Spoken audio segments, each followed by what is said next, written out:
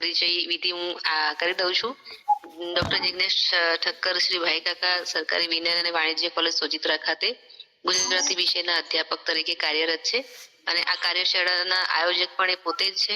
ત્યાંના ગુજરાતી વિભાગના અધ્યક્ષ છે અને સરોજ પાઠકની વાર્તાઓ આ નવા વર્ષના સિલેબસમાં મુકાતા નવી વાર્તાઓનો નવો સિલેબસ હોવાથી એમણે આ કાર્યશાળાનું આયોજન કર્યું. એ વિદ્યાર્થીઓ માટેની એમની ચિંતાનું પરિચાયક છે. આજે એ રંગ વાદળિયા વાર્તા વિશે વાત કરવાના છે. તો આજના મંચ પર હું ડોક્ટર જિગ્નેશ ઠક્કરને આવકારું છું કે તેઓ આ વાર્તા વિશે વાત કરશે. વેલકમ જિગ્નેશભાઈ. નમસ્કાર, મારો અવાજ આવી રહ્યો છે? હા, આવી રહ્યો છે. મારી સ્ક્રીન પણ દેખાતી હશે? દેખાય છે. Okay, thank you. મિત્રો, હું આજે એવી જગ્યાએ અને પરિસ્થિતિએ છું, છતાં પણ સમય કાઢીને આપની વચ્ચે જોડાયો છું. ત્યાં કદાચ મારે જવાનું થાય તો અધવચ્ચે મૂકવું પડે એવી સ્થિતિ પણ આવી શકે. બરાબર. આ વાર્તા વિશે વાત જે કરવાની છે એ વાત તો બીજા એક વક્તાશ્રીને કરવાની હતી, પરંતુ તેઓશ્રીને અચાનક જ શારીરિક પ્રોબ્લેમ આવતા આ વાર્તા વિશે પછી અંત ઘડીએ મેં જ સ્વીકાર્યું કે હું જેના વિશે વાત કરીશ. તો આ ઓનલાઈન 8 દિવસીય કાર્યશાળાની અંદર આજે ઉપસ્થિત ગુજરાતી વિભાગના મારા સાથી મિત્ર વર્ષાબેન, મારા સાથી આજના વક્તા ડોક્ટર હિરેન્દ્ર પંડ્યા, શિક્ષક મિત્રો, મારા ગુરુજનો, અધ્યાપક મિત્રો, વિદ્યાર્થીઓ અને અમારી કોલેજના આચાર્યશ્રી, સૌને યાદ કરી અને મારી વાત હું શરૂ કરું છું. મિત્રો, વાર્તાનું નામ છે રંગ વાદળિયા. આ પીપીટી તમે જે જોઈ રહ્યા છો એ પીપીટી મેં બનાવી નથી. આ પીપીટી એ એઆઈ એ બનાવી છે, એટલે એની કળા તમારે જોવાની છે. એની અંદર જે શબ્દોની અક્ષરની ભૂલ છે એ તમારે પકડવાની નથી. પણ આ એઆઈ ની દુનિયામાં આપણે જીવી રહ્યા છીએ, આર્ટિફિશિયલ ઇન્ટેલિજન્સની દુનિયામાં.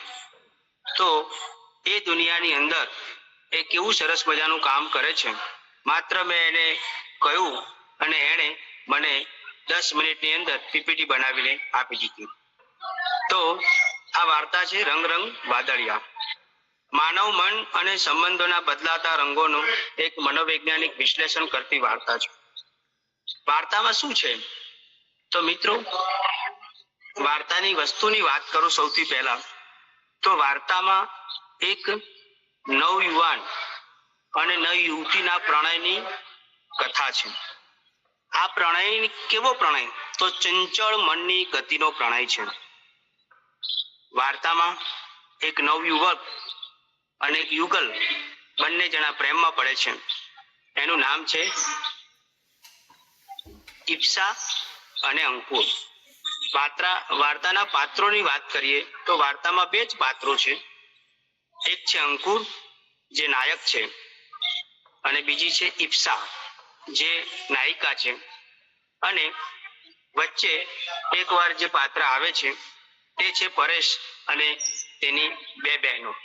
આ 4 પાત્રો, મુખ્ય તો 2 જ પાત્રો વચ્ચે આ કહેવાયેલી કથા છે. મિત્રો, વાર્તામાં બને છે શું? વાર્તાની સાદી અને સરળ કથા તમને કહું તો ઈપ્સા એ નવયુગલ છે, યુવાનીના ઉંબરે આવીને ઊભી છે અને પ્રથમ દ્રષ્ટિએ જ એ અંકુરને મોહી જાય છે. અંકુર અને ઈપ્સા વચ્ચે પ્રેમ થાય છે. બંને જણા પ્રેમમાં મશગુલ બની જાય છે. એકબીજાને તારા વગર નહીં જીવી શકું એના વચન આપી દે છે.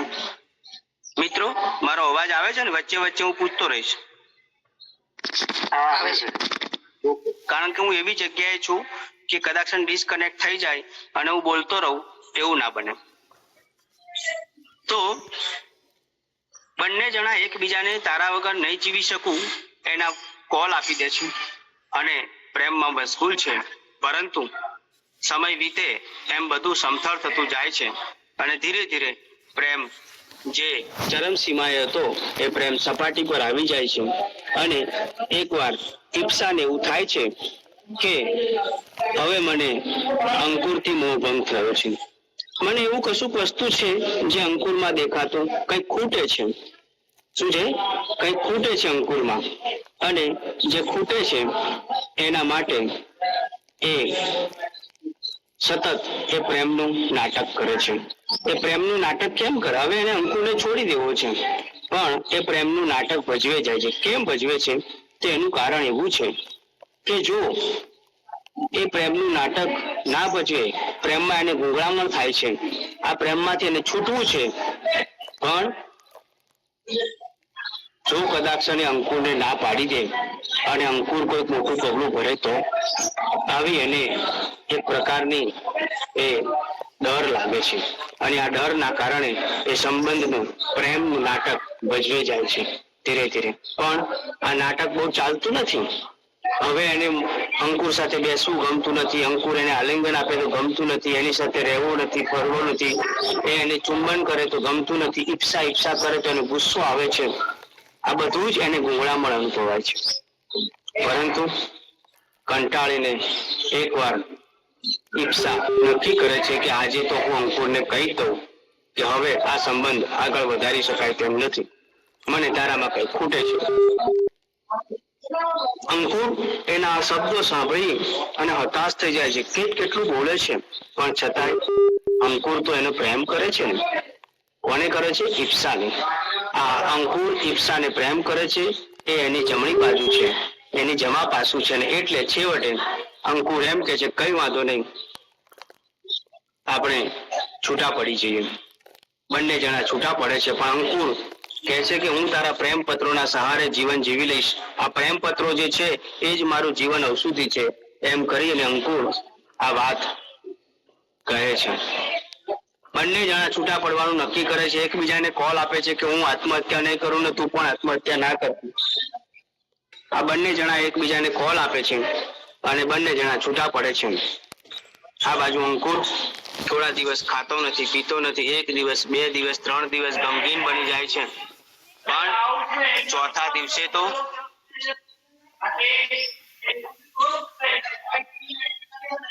એક દિવસ, 2 દિવસ, 3 દિવસ સુધી તો બધું એને લાગે છે, પણ ચોથા દિવસે એને એમ થાય છે કે આ બધું ખોટું છે. ધીરે ધીરે એ કોળીઓ મોઢામાં મૂકે છે અને એ કોળીઓ થોડોક અવાજ મારી પાછળ આવતો હશે, એને અવગણજો. સ્લાઇડ તમે ચેન્જ કરી છે? નથી થતી અહીંયા એટલે નથી કઈ આવે છે? ઓકે, પેલી હતી આ. ઓકે, હવે થઈ. હા, તો થોડું આગળ આવી ગયા આમાં. હા, તો બંને જણા એકબીજાને કોલ આપે છે કે હું તારા પ્રેમ પત્રોના સહારે જીવી લઈશ અને આ જીવન શરૂ કરે છે. પરંતુ 1 દિવસ, 2 દિવસ, 3 દિવસ સુધી તો ઠીક છે, પણ ચોથા દિવસે અંકુરને એવું લાગે છે કે મારે કોળીઓ મોઢામાં મૂકવો જોઈએ. ભૂખ લાગે છે અને કોળીઓ મોઢામાં જતો નથી. ધીરે ધીરે પહેલો ને બીજો ને ચોથા કોળીઓ તો અંકુર ખાવાનું પણ શરૂ કરે છે. આ બાજુ અંકુરના મિત્રો એક પક્ષ અને અંકુરના મિત્ર પરેશ અને એની 2 બહેનો અંકુરની ખબર જોવા આવે છે. અંકુરનું મન એમાં પરોવાય છે. એની એક બેન સાથે એ મિત્રતા કેળવે છે અને આગળ વધે છે. અને ચોથા દિવસે જેમ એણે ખાવાનું શરૂ કર્યું એમ ધીરે ધીરે અંકુરે જીવન જીવવાનું પણ શરૂ કરી દીધું. અંકુર છે એ હવે એને એમ લાગે છે કે ઈપ્સાને મારામાં નહીં ગમ્યું હોય, એને માતા પિતાથી દુઃખ થયું હશે. આમ તો એ ભોળી છે, છતાં એ મને કહેતા તો રડી જ ગઈ હતી ને. મને એમ થાય છે કે હું હવે આ પ્રેમ પત્રો છે એનું શું કામ છે, લાઈને ફાડીને ફેંકી દઉં. પણ છતાંય એ ફેંકવાનો વિચાર કરે છે ને પછી એમ થાય છે કે હું ફેંકી દઈશ તો લોકો શું કહેશે, પરેશ શું કહેશે, એની 2 બહેનો શું કહેશે, ગામના લોકો શું કહેશે કે મારો પ્રેમ આટલો પાંગળો હતો, આ પ્રેમ માટે હું જીવતો હતો. ભલે ને પડ્યા એમ કરીને રાખે છે અને એવું નક્કી કરે છે કે લોક લાજે હું પણ એક નાટક ભજવું. કયું નાટક ભજવે છે એ? કે એ નાટક ભજવે છે કે પ્રેમમાં પાગલ થવાનું, મશગુલ રહેવાનું, કપડા લગર વગર પહેરવાના અને જાણે હું ઈચ્છા વગર કેવો બની ગયો છું એવું બતાવવાનું બાહ્ય દેખાવમાં. અંદર તો એને કશું હવે નથી, કારણ કે પરેશ અને એની બે બહેનો સાથે, મિત્રો સાથે એને સાથ આપે છે, સહકાર આપે છે, સુખીથી એ ચાલે છે. હવે આ બાજુ ઈપ્સા જે છે એ ઈપ્સા પણ કોલ આપીને આવેલી કે તારા જે સહારે હું જીવી જઈશ, પણ પ્રેમ પત્રો, બરાબર, પ્રેમ પત્રો ભલે તારી પાસે રહ્યા પણ હું આત્મહત્યા નહીં કરું. પણ ઈપ્સાને પેલું વચન યાદ આવે છે કે આ પ્રેમ પત્રો એ જ મારું જીવનનું ઔષધિ છે. એને થાય છે કે આ બાજુ ઈપ્સા લગ્ન કરી લે,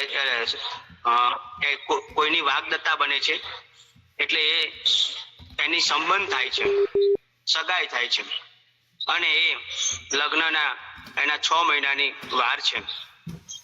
આ બાજુ ધીરે ધીરે એ પણ એના જીવનમાં જીવવા માંડી છે, પણ એને એવું થાય છે, એક ડર સતાવે છે કે હારી ગયેલો માણસ, જુગાર હોય એમાં હારી ગયેલો માણસ શું કરે? તો બધું જ કરી શકે એ જીતવા માટે. એટલે એને એવું થાય છે કે કદાચ મારા લગ્નને હવે થોડો સમય બાકી છે અને આ મારો જૂનો પ્રેમી અંકુર મારા પ્રેમ પત્રો મારા પ્રિયતમને, મારો મંગેતર જે છે એને બતાવે તો મારું લગ્ન જીવન તૂટી જાય, આવો ડર એને સતાવે છે. અંકુરે આવું ક્યારેય કર્યું નથી, પણ એને ડર સતાવે છે, અને એ ડરના કારણે એ એવો નક્કી કરે છે કે અંકુર પાસેથી હું પ્રેમ પત્રો માગી લઉં. પણ મિત્રો, એ પ્રેમ પત્રો માગવા કેવી રીતે જાય? કેવી રીતે જાય? હવે એનો કોઈ અધિકાર નથી. એણે અંકુરને બંને છૂટા પડ્યા પછી મળી નથી, તો એ કેવી રીતે જશે? એને સતત ડર સતાવે છે, અને જે વાતો ભૂલી ગઈ છું, જે વાતોના 4 મહિનાનો સમય ગતો રહ્યો છે, અને હવે હું અંકુરની સામે જઉં ને અંકુર એવું કહી દેતો કે હું તારા વગર નહીં જીવી શકું, તો દટાઈ ગયેલી વાત ફરી ઊભી પાછી કરવાની, આવો ડર એને સતાવે છે. છતાં પણ એને એમ થાય છે કે પ્રેમ તો બલિદાન માગે છે, પ્રેમ હંમેશા સમર્પણની ભાવના હોય છે, અને અંકુરે મારા પ્રેમના ખાતર મને પ્રેમ પત્રો પાછા આપવા જ પડશે, એના વગર નહીં ચાલે, અને આપશે જ, આવો નિશ્ચય કરી અને ઈપ્સા 4 મહિના પછી અંકુર પાસે જાય છે. અંકુર રાતે ફિલ્મ જોઈને આવે છે પેલા, અને મોડો ઉઠે છે ત્યારે એની સામે ઈપ્સા છે, અને ઈપ્સા જોઈને અંકુર તો ડઘાઈ જાય છે. એને તો એવું થાય છે કે આટલા સમય પછી આવી કઈ રીતે? થોડુંક સ્વસ્થ થાય છે, ગોદડું ઓઢે છે, ઓશીકું ખોળામાં નાખે છે, અને પછી એને બેસવાનું કહે છે. તમે બેસો, બંને જણા બેસે. એને તમે કહે છે એમાં જ ઈપ્સા ભાંગી પડે છે કે મારાથી હું જે વાત કરવા આવી છું એ નહીં કહેવાય, પણ છતાંય ઈપ્સા અનેક કુશંકાઓ કરે છે, અને એ કહે છે કે હું એને મળી લઉં, હું એને વાત કહી દઉં. બંને વચ્ચે અંકુરના મનમાં વિચાર ચાલે છે કે આ શા માટે આવી હશે, એવું કહેવા આવી હશે કે આપણે ભેગા થઈ જઈએ, આટલા મહિના પછી એ શું કામ આવી હશે? અનેક કુશંકાઓ થાય છે, અને છેવટે એ ઈપ્સા બોલી નાખે છે સડસડાટ. એના શબ્દો સાંભળી અને અંકુર તો નવાઈ પામે છે કે તું મારા પ્રેમની પરીક્ષા કરવા આવી છું, તું મારી પ્રેમમાં બલિદાન માંગવા આવી છું, પ્રેમ પત્રો લેવા આવી છું. તને મારામાં વિશ્વાસ ના હોય તો હું તને એ પણ આપવા તૈયાર છું. હવે તમે જુઓ, એક નિશ્ચય સાથે એ પ્રેમ પત્રો આપવા તૈયાર થઈ જાય છે, અને આવું તો એને ઈપ્સાએ ધાર્યું જ નહોતું. પણ અંકુર એમ માને છે કે આપણે તો કશું હતું જ નહીં, આપણે તો ઈપ્સા જે છે અંકુરને જુએ છે બે બાકડો ઘાયલ પ્રેમી, આ લગર વગર કપડા વાળો, એટલે એને તો એમ થાય છે કે આ પાગલ થઈ ગયો છે.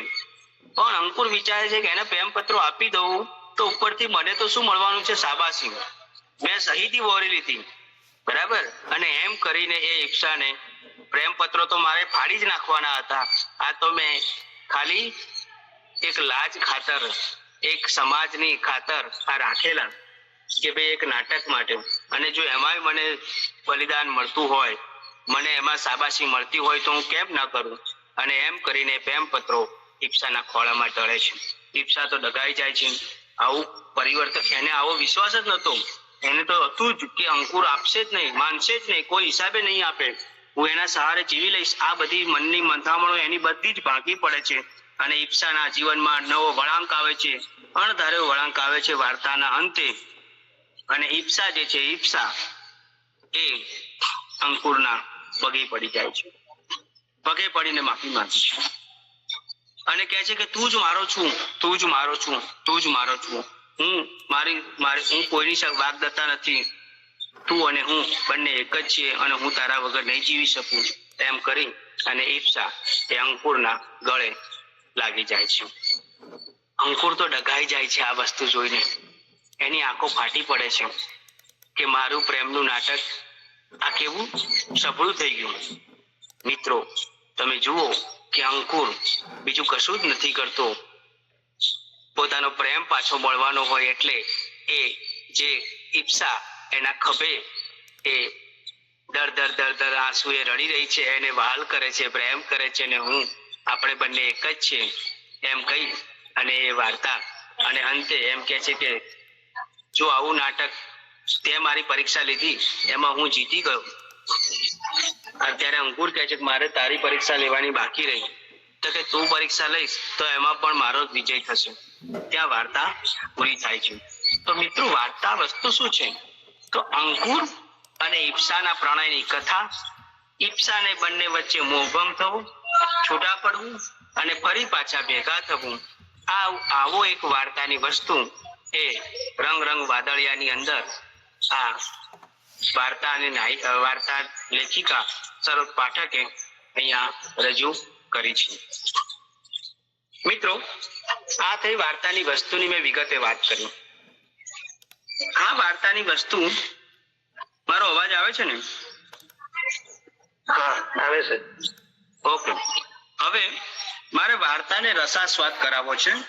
કેટલાક આ જ વસ્તુ હું જરા થોડીક વિસ્તારપૂર્વક, આમ તો મેં કથા વસ્તુ ખૂબ વિસ્તારપૂર્વક કહી છે અને વિદ્યાર્થીઓને આની અંદર બરાબર ખબર પડી હશે એમ હું માનું છું.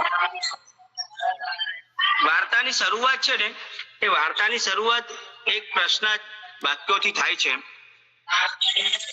સુધા તરસ્યા ઉદ્ગ્રીવ મુખ પર તમાચો મારીને હવે કહે છે કે હું હસું.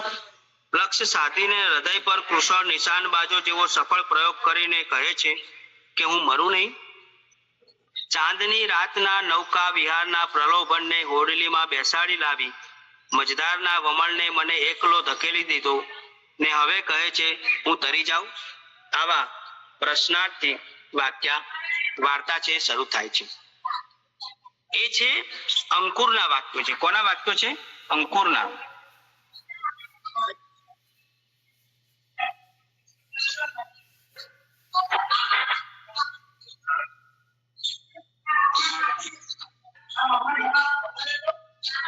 આજે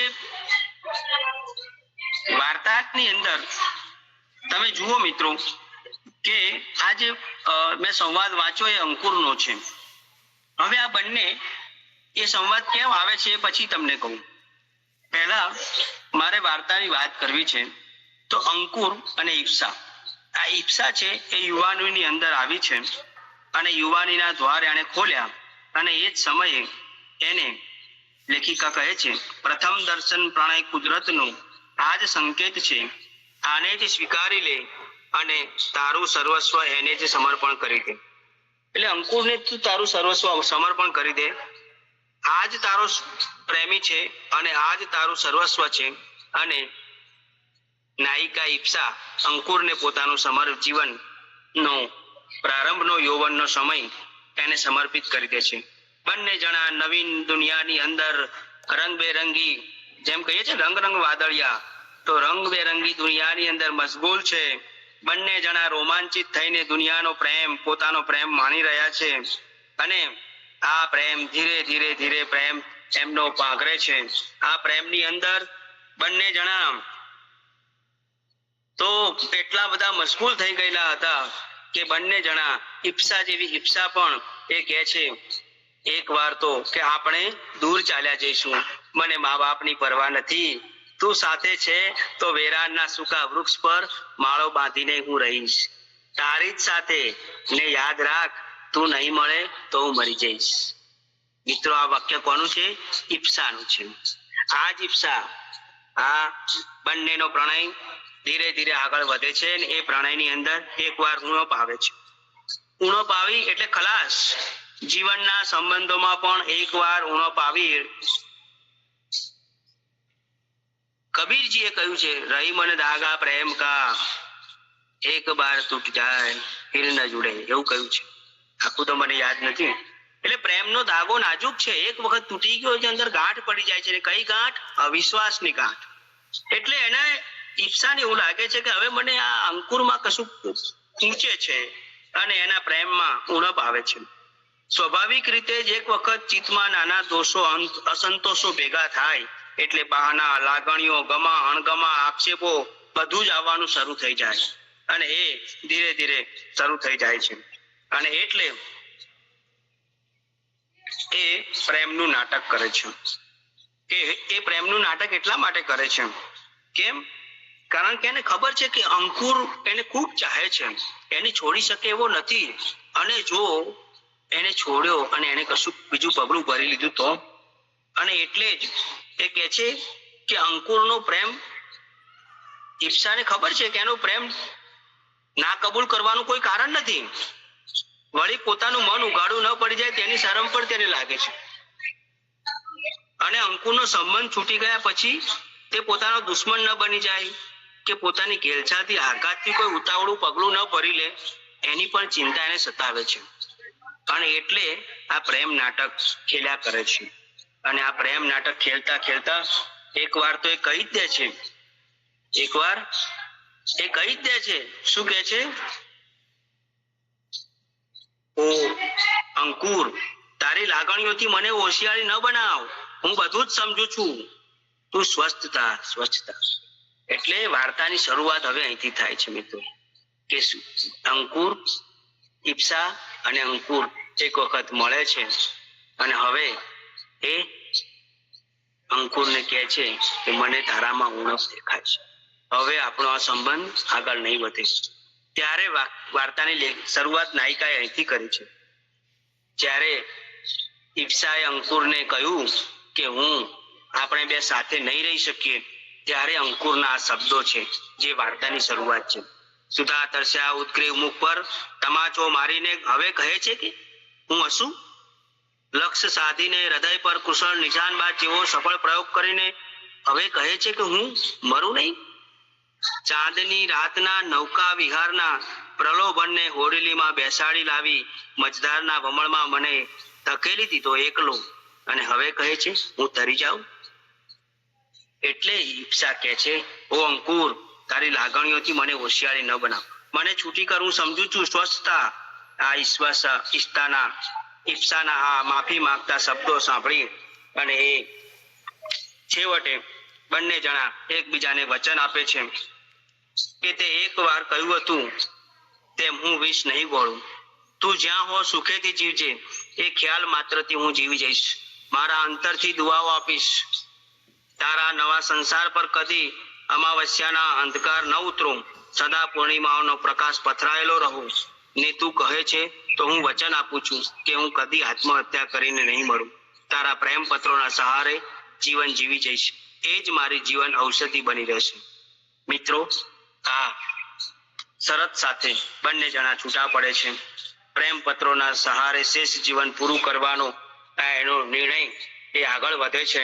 અને મેં કહ્યું એમ 4 દિવસની ચાંદની ફીર અંધેરી રાત, એવું 4 દિવસ સુધી તો બધું છે કે નહીં થાય, જીવન નહીં જીવાય, કેવી રીતે જીવાશે, ઈપ્સા વગર આ છે તે છે.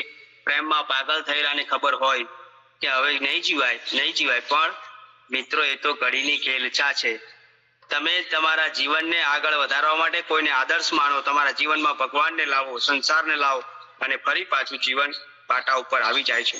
અંકુરનું જીવન પાટા ઉપર લાવવામાં એના બે મિત્રો સોરી, એનો એક મિત્ર પરેશ અને એની બે બહેનો ભાગ ભજવે છે અને અંકુર પોતાનું જીવન એ શરૂ કરે છે. અને પછી અંકુરને થાય છે કે લાવો આ પ્રેમપત્રો જે છે હવે મારે એની કઈ જરૂર નથી, હું ફાડી નાખું. પણ એના આ વિચારને અંકુરને જરા શરમ આવી. પોતાના પ્રેમનું આટલું જ સામર્થ્ય હતું, આટલા જ ઉડાણ હતું એમ ને? તે પોતે તો કેવું માનતો હતો. મનમાં શબ્દો એને ખીજવી જતા હતા. કેમ ભાઈ સાહેબ, ઈપ્સા વિનાનું એક ડગલું ભરતા આપી જાઓ છો કે? હેજી, એક દિવસ ઈપ્સાના દર્શન વગરનો તમે મૃત્યુ પણ દેખાડો છે કે? શ્રીમાન, જીવનમાં ધીમું ઝેર લીધું હોય તેમ આપઘાતનો પણ સારી રીતે કપાય છે. અને એટલે એ નક્કી કરે છે કે હવે આપણે છે ને આ પ્રેમ પત્રોને રાખી મૂકવા. અંકુરે પોતાની છાતી ઉપર હાથ દબાવ્યો. હજી ક્યાં દુખતું તો નથી ને? ક્યાં એને ખૂણે ખાંચરે એનો રંગ તો નથી ભરાઈ રહ્યો ને? લાય ત્યારે આ પ્રેમ પત્રોને દફનાવી દઉં. ના ના, એમ કઠોર ન થવાય. એકવાર કેટલી બધી પરવાસ તેથી જેને હૈયા સરખા ચાપ્યા હતા. આ પ્રેમ પત્રોના સહારે તો હું જીવ્યો છું. આ પ્રેમ પત્રો મારા સુખ દુઃખના સાથી માન્યા હતા અને આજે આ 4 દિવસમાં એને નામશેષ કરી દઉં અને આ વસ્તુ ઈપ્સાને ખબર પડે તો? પ્રેમની વેલ્યુ શું? પ્રેમ શું? અને પછી અંકુર મનોમન નક્કી કરે છે કે વાજતે ગાતે સ્થાપના કરેલા ગણેશ જેવા પ્રેમ પત્રોનું અનંત ચૌદસના જેવા શુભ દિને સહજ ભાવે હું આનું વિસર્જન કરીશ. અને એમ કરીને આ વસ્તુ એ પ્રેમ પત્રોને એક કબાટમાં મૂકી દે છે. હું બરાબર મારા સમય પૂરું કરીશ એટલે તમે ચિંતા ન કરતા. હવે આ બાજુ ઈપ્સાને થાય છે કે મારું તો સપન નક્કી થઈ ગયું છે, બધું જ છે, પણ મારા પ્રેમ પત્રો એને હું ક્યાં સુધી મળવાની? અને એક દિવસ એનાથી થાકી જશે તો શું થશે? આર્યો જુગારી શું કરે? પ્રેમ પત્રોને સહારે જીવતો અંકુર પલટાઈ જશે તો? જીવનમાં માલતી તેને જોઈશે ને વિફરશે તો? ઝેરી બદલો લેવા દુશ્મન બનશે તો? નવજીવનમાં આગ ચાંપવા પેલું પેકેટ, કયું પેકેટ?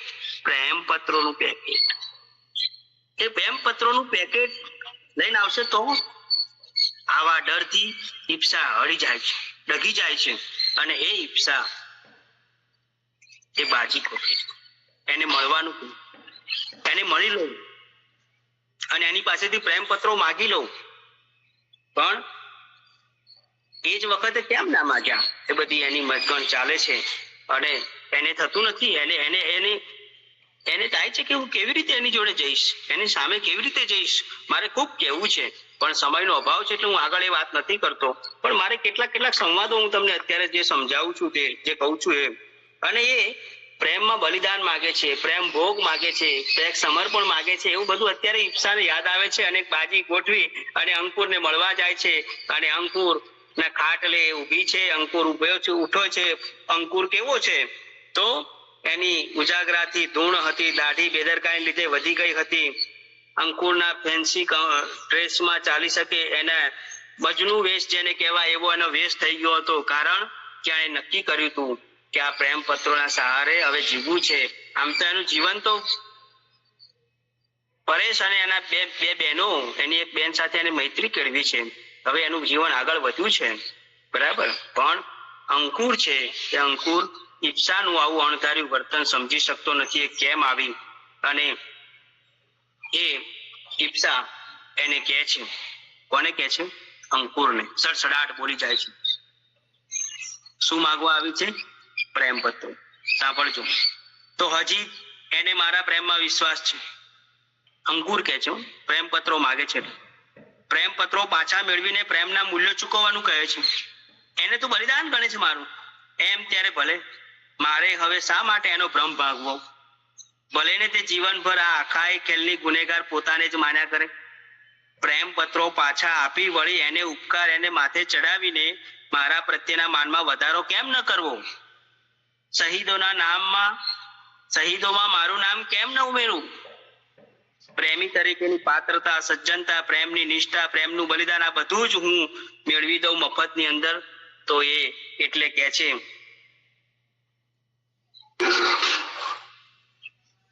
તને આજના અંકુરમાં અને આવતીકાલના અંકુરમાં વિશ્વાસ નથી એમ ને? ભલે, મારો પ્રેમ નિષ્કલંક રહે તે માટે જીવતા છાતી ચીરી હૈયું આપી શકું એમ છું. અને તેણે પાસેના ટેબલ પરથી હાથ લંબાવીને ખોલ્યું ને અંતપંદરથી ફરી એણે બોલ્યો, આ લે અને સુખી થા. પોટલી કાઢી અને પ્રેમ પત્રો આપી દે છે. આટલું એ અણધાર્યું વર્તન અંકુરનું જોઈ અને ઈપ્સા તો બધાઈ જાય છે. આવું તો એને ધાર્યું જ નતું કે અંકુર આટલી શુદ્ધથી, આટલી સહજતાથી પ્રેમ પત્રોની પોટલી આપી દેશે. પણ અંકુરે આપી દીધી.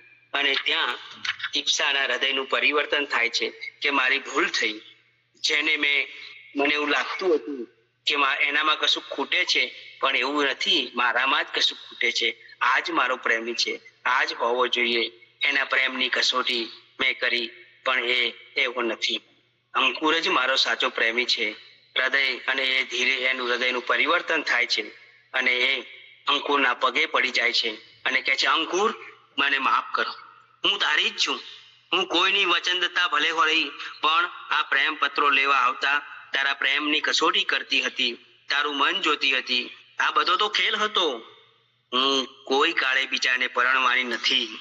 તું જ મારો છે. તું મારો જ છે, સદા મારો જ છે. આટલું બોલી અને એ ઈપ્સા અંકુરના ગળે વળગી પડે છે, રડે છે. આ બધું અંકુર માટે તો આમ બધું કેવું થઈ જાય છે, બધું આમ એક ફિલ્મના નાટક જેવું થઈ જાય છે. અને એટલે અંકુરને તો ખેલ કરવાનો હતો અને તે કર્યો અને બોલ્યો. પછી છેલ્લે બોલે છે, બધું ભૂલી જા. માથે હાથ ફેરવતો હોય ને, બધું ભૂલી જા. તે મારા પ્રેમની કસોટી કરી, પણ કોણ જાણે હવે તારા પ્રેમની કસોટી નહીં થાય. ત્યારે ઈપ્સા કહે છે કે જો તું મારા પ્રેમની કસોટી કરીશ તો પણ એમાં હું જ જીતીશ. અને ત્યાં વાર્તા. મિત્રો, આટલી મેં વાર્તા વિશે વાત કરી. વાર્તાનો અંત જે છે આપણને વક્રતા આપે છે. બરાબર એવું ના થાય એવું લાગે છે, અને એટલે જ એ વાર્તા વિશે